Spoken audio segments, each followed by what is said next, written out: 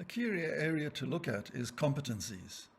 And it's taken some time for evaluators to begin to realize that a competencies approach reintegrates an earlier separation of cognitive, social, emotional, and behavior dimensions to overturn the earlier linear assumption in EE and ESD that by creating awareness through communication or through activity, then we'll change values and attitudes along with behavior.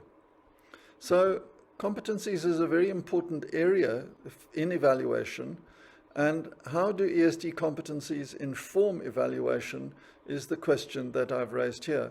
Of course, we could raise how do we assess competencies, and that is a whole other area of importance that we could explore in some detail. So defining ESD and competences for evaluative process of action, learning, and change is that the competences need to be read together as evaluative action competence emergent in evaluation work.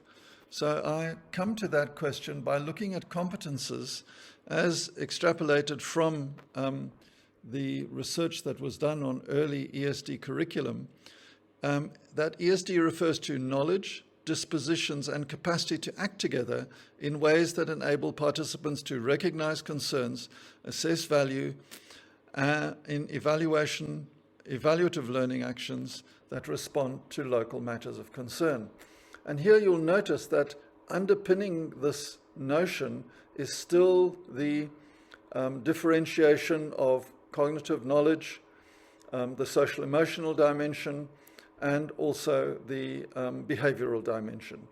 And it's very difficult to explore this without looking in some depth into the key competencies for sustainability, how these include systems thinking, anticipatory competence, normative and strategic, along with collaboration, critical thinking, self-awareness, and problem solving. And immediately you're able to see that there's much more to a competences approach, and it's more co-engaged than the previous interventionist type of styles of ESD.